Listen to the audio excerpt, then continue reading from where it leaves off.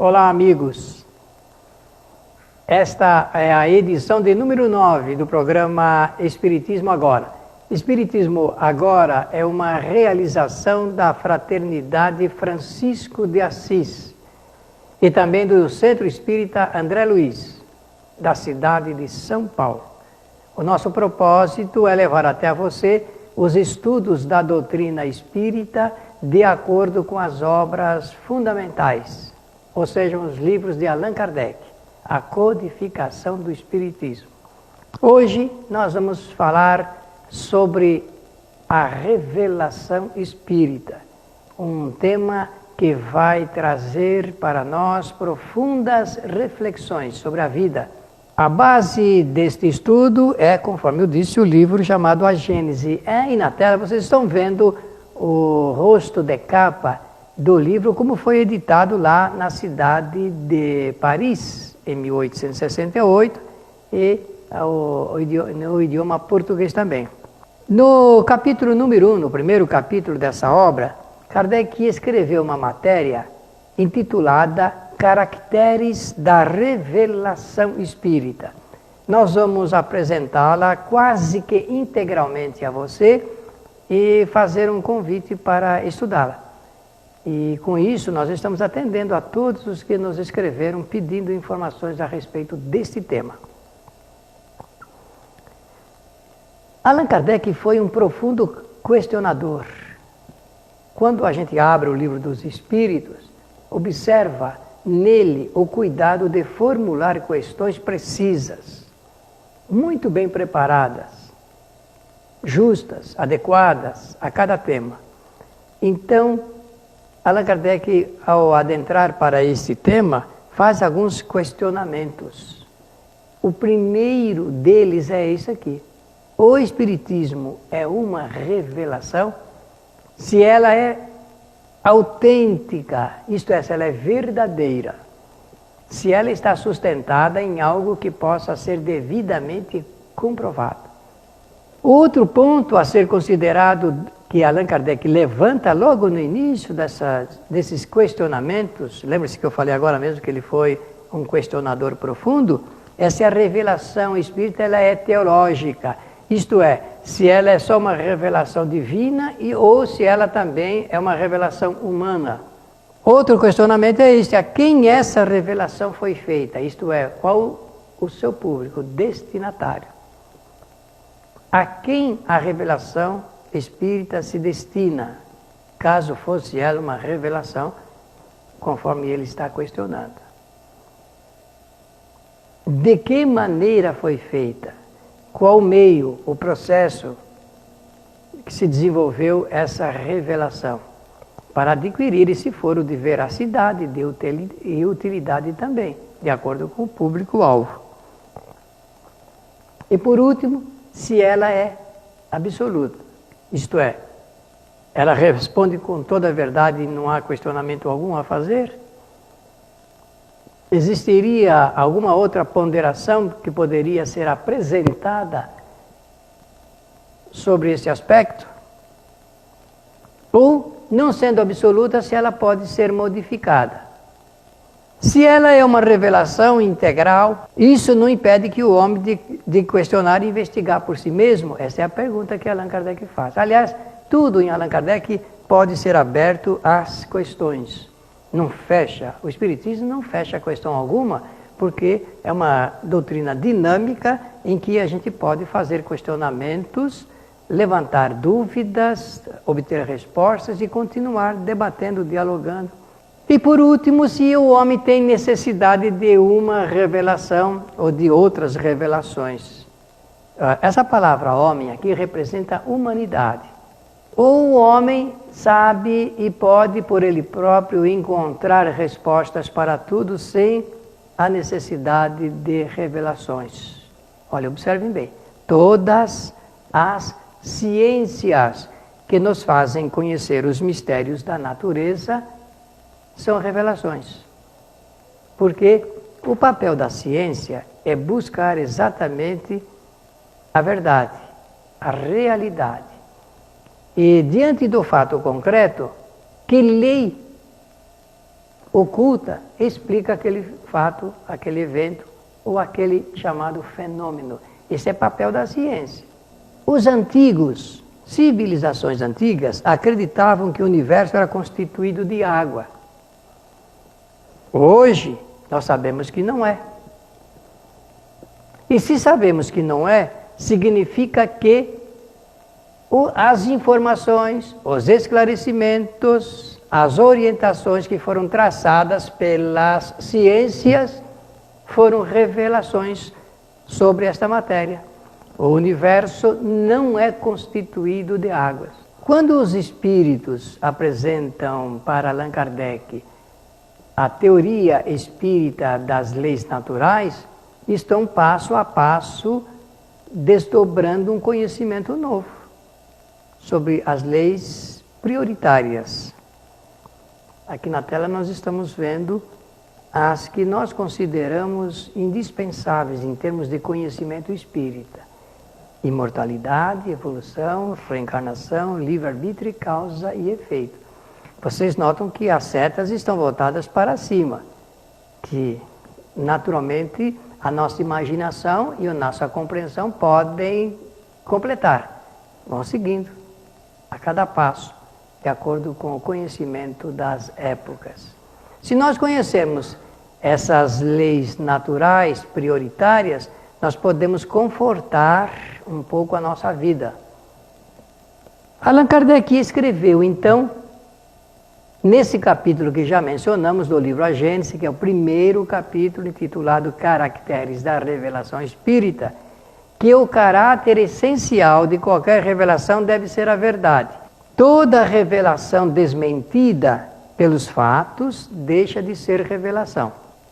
Por exemplo, o papel do professor diante dos seus alunos é o de um revelador, porque o professor, ele detém conhecimentos adquiridos. Então, ele foi numa fonte beber desses conhecimentos e depois ele vai repassar, ele vai transferir esses conhecimentos para os seus alunos. Naquele momento em que ele faz isto, ele pode ser considerado como um revelador. E Allan Kardec vai fazer uma comparação agora. Ela é necessária devido ao nosso tema envolver aspectos profundos de revelação. Mas o professor, ele ensina, diz Allan Kardec, apenas o que ele aprendeu. Portanto, ele pode ser considerado um revelador de segunda ordem, porque ele foi a determinadas fontes, ou uma fonte, para se nutrir do conhecimento e repassá-lo. Por isso que Allan Kardec, que era um professor também, ele faz esta explicação. Agora, diz Kardec, o homem de gênio ensina aquilo que aprendeu por si mesmo. Então, ele pode ser considerado como revelador primeiro, primitivo. Dá para entender? Uma coisa é você retransmitir algo que você aprendeu de alguém, ou de um estudo. E outro é você transmitir conhecimentos seus adquiridos por você próprio. Fique atento com essa palavra gênio, genialidade. O que é um homem de gênio? Então, os gênios, né, aqui no plural, apresentam desde o nascimento faculdades que são especiais. E para explicar isso, nós temos que nos reportar a uma outra lei, uma lei de revelação. Essa lei chama-se reencarnação. Não há possibilidade alguma de explicarmos a genialidade, explicarmos que um espírito reencarnado, uma criança em tenra idade, logo nos primeiros anos de vida, demonstre conhecimentos geniais. Quantas vezes você olha para uma criança e já ouviu essa expressão, você é um gênio. Mas por que se diz isto? Bom, se diz isto porque esse espírito que está agora reencarnado apresenta dados concretos de conhecimentos adquiridos em outras encarnações. Kardec, conforme eu disse, muito judicioso nos textos que escreveu, ele diz assim, a solicitude de Deus se dá através de suas sábias leis. A solicitude de Deus. Eu vou usar da expressão religiosa, que ela é muito apropriada aqui para o nosso tema, a bondade do Criador. Se apresenta de acordo com a justeza das suas sábias leis. E não é que as leis sabem, porque lei é um conjunto de providências emanadas do Criador para dar atendimento a esse grande fenômeno da vida. Mas quando a gente percebe as coisas, que tudo obedece a essa ordem providencial, que garante o sucesso da nossa felicidade, da felicidade plena do espírito, isso dá um conforto muito grande. E é por isso que nós somos gratos pela vida, somos gratos ao Criador, grandioso projeto de viver para evoluir, para fazer evolução, para transmitir conhecimentos, para confortar aqueles que estão menos confortados, para entender as incompreensões. Quem ensinou isso com bastante profundidade filosófica e cientificamente falando foi Jesus de Nazaré. De olharmos a extensão da bondade divina através da sabedoria das leis, leis justas na medida das nossas necessidades. Os espíritos que estão mais adiantados ensinam os menos adiantados. Vocês podem notar, eu não disse os mais atrasados, porque se eu falasse assim, eu estaria fazendo uma comparação. E nós aprendemos com a lei da boa providência que qualquer comparação ela não atende à real necessidade do conhecimento. Então, Kardec prefere a palavra menos adiantados porque todos estão adiantados em relação àqueles que ainda não se adiantaram. Não é curioso isso?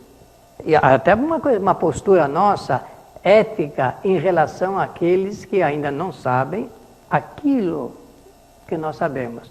Na verdade, não é aquilo, é o conteúdo, é o volume de conhecimento que nós já temos hoje pela interpretação das leis naturais. E isto é revelação. Quando alguém está transmitindo para outrem conhecimentos que aquele não tem, ele está sendo um revelador, sendo um instrumento de revelação do conhecimento que ainda não foi adquirido. Então estava oculto para aquele lá. Era secreto até o momento em que ele começa a tomar conhecimento sobre aquele fato, aquela verdade, aquela realidade. Agora nós vamos fazer necessariamente e tecnicamente o nosso intervalo e voltaremos logo a seguir para continuarmos com esse assunto ligado com a revelação espírita. Apoio cultural.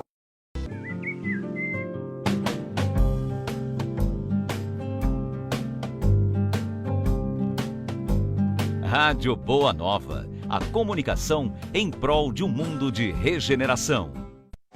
Os livros citados neste programa podem ser adquiridos na Mundo Maior Editora. Acesse mundomaior.com.br.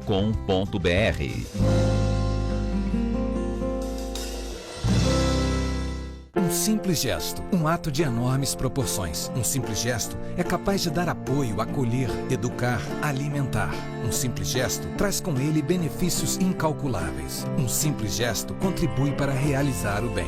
Participe para que a rede social do bem possa aumentar a sua capacidade de multiplicar as suas ações sociais. Pratique isso na hora que você for pagar a sua próxima compra. Use o cartão de crédito exclusivo O Bem. Peça já o seu cartão. Ligue 0800 644 2273.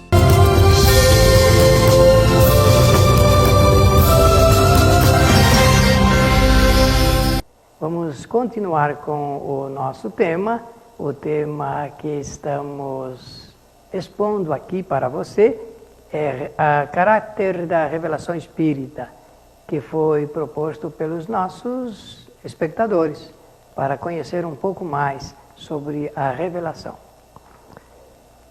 Bem, todas as religiões possuem os seus reveladores. Sobre este fato não há nenhuma sombra de dúvida. O elemento que trouxe o que estava oculto através de informações. Do ponto de vista da doutrina espírita, nós sabemos que a maior parte das religiões constituídas, elas têm origem no relacionamento entre os homens e os espíritos, através da faculdade chamada mediunidade. Então, a mediunidade também faculta, ajuda, não é? É um canal para as revelações. E todas as religiões, ou quase todas, apesar de erros de suas doutrinas, agitam o pensamento do homem, fazem o homem pensar.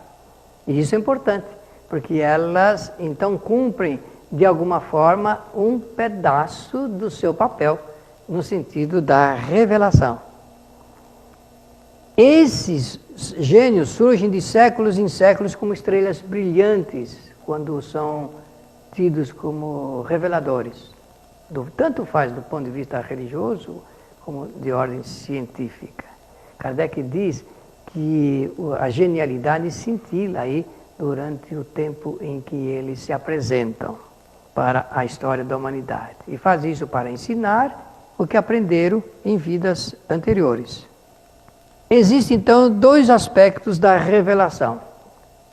Ou em termos de caráter, ou característica da revelação, que pode ter um caráter científico ou que pode ter um caráter de ordem moral. Moral já envolve aí, filosoficamente, a própria religião. E esta via da revelação, ela é sempre de mão dupla, porque tanto a revelação científica influi na revelação moral, como a revelação de ordem moral também influi na revelação de ordem científica. Os espíritos, isto é, os homens que estão fora da matéria, que estão em estado de erraticidade, através de outros homens chamados de médiuns intermediários, podem trazer novas revelações. A revelação espírita, ela tem um conteúdo dentro de circunstâncias e necessidades, sobretudo em momentos que partem desde o instante em que ela apareceu, em meados do século XIX. A revelação espírita, ela revela que os espíritos formam uma multidão invisível em nosso meio. Olha que notícia interessante. O Espiritismo diz que nós vivemos em meio a várias influências de espíritos desencarnados. Então, o que nós temos em nosso meio? Espíritos familiares, espíritos amigos, parentes. Aqui a diferença é que familiares são os espirituais e parentes aqueles que formam a parentela consanguínea. Nem sempre a parentela consanguínea forma os familiares espirituais, por processo de afinidade. Aqueles que são amigos, isto é, verdadeira amizade, que é uma coisa que a gente leva depois de desencarnar. Nós não levamos nada de material, mas levamos conhecimento adquirido e a relação das boas amizades que nós fizemos nesta encarnação. Dos inimigos também, inimigos mesmo, e dos adversários, que podem ser adversários, posso até aqui dizer então de brincadeira, os adversários futebolísticos. E aqueles que são indiferentes, que não são nem amigos, nem parentes e nem adversários, mas que estão em nosso meio. As razões, somente eles sabem. Mas essa é uma realidade. O que é isto? É uma revelação. Quem fez isso? A partir de 1857, o Livro dos Espíritos, portanto, a revelação espírita, conforme diz Allan Kardec. Eles influenciam e interferem até em nossa vida, dependendo do nosso pensamento. Somos nós que aceitamos ou não os pensamentos, as ideias e reflexões dos espíritos. Somos nós que aceitamos ou não as influências através de pensamentos com os espíritos. Pensamentos pensamentos, pensamentos. Nós não paramos de pensar, então, por esse fato, nós estamos constantemente ligados aos espíritos através das influências que eles traçam. O Espiritismo faz esta revelação. E isso é útil para nós, porque nós temos que tomar medidas, até mesmo de ordem preventiva, com relação a aceitar ou não os pensamentos dos espíritos. A opção é nossa, meu amigo. Se nós quisermos, nós aceitamos. Se não, nós não aceitamos. Agora a pergunta que você deve estar fazendo é esta: e como saber quando o pensamento é meu e quando são dos espíritos? Você já fez essa pergunta? Então eu vou dar uma qualidade de resposta que foi dada a Allan Kardec quando ele fez também essa pergunta. Está lá no Livro dos Espíritos. Ele quis saber como saber se um pensamento ele é inspirado por espíritos desencarnados ou se é do ser encarnado. Então os espíritos responderam assim: o primeiro pensamento é o seu, os outros poderão ser inspirados por espíritos até encarnados. Dá para entender? Homem e espírito, interinfluência. Os espíritos influem junto aos pensamentos humanos e o homem influi sobre os pensamentos dos espíritos. O espiritismo, ele investiga da mesma forma como as ciências positivas. O que você está lendo aí foi Allan Kardec que escreveu, porque o espiritismo é uma ciência que trata do relacionamento, da natureza, da origem e da destinação dos espíritos. É uma ciência que visa esclarecer como é que funciona a vida, porque o espírito já existe. Desde que existe a criatura, já entendemos que existe o Criador. Agora, o que acontece com a criatura, nós precisamos compreender através de revelações. É para isso que a doutrina espírita surgiu no planeta a partir de 1857, para mostrar como é que funcionam as leis naturais. O espiritismo apresenta essa investigação através do método experimental. Esse método experimental é o método que conduz a experimentações, as mais variadas, até chegar no ponto ideal da compreensão de por que aquilo ocorre. Estamos falando da relação do homem com os espíritos, essa é uma realidade. E eu e você precisamos saber por que isto acontece em nossa vida aqui na Terra. Por que os espíritos nos influenciam? Por que eles podem interferir na nossa vida, se nós deixarmos? Que sinal é este? O que isto representa? Esse é o papel da revelação espírita, esclarecer. E Allan Kardec diz assim: partindo então da teoria, eu posso explicar todos os fenômenos chamados fatos da vida. A sociologia é uma ciência que examina o comportamento social da criatura e das coletividades. E ela parte do conhecimento da teoria, mas examina o fato em si. E pelo exame do fato pode levantar um tipo de teoria e através de um estudo teórico pode explicar por que as coisas acontecem do ponto de vista social. Tudo que se relaciona com o comportamento do indivíduo. A ciência tem como objetivo principal o estudo das leis do princípio material. Por isso que eu falei no início do nosso programa que o papel da ciência é investigar. E no programa anterior, nós tecemos várias vezes consideração a respeito desse assunto. É estudo das leis do princípio material. E o espiritismo é o conhecimento das leis do princípio espiritual. Ciência e conhecimento, revelação moral, unidos, juntos. O espírito, ele então age sobre a matéria. Essa é uma revelação espírita. E a matéria influencia o espírito na sua ação.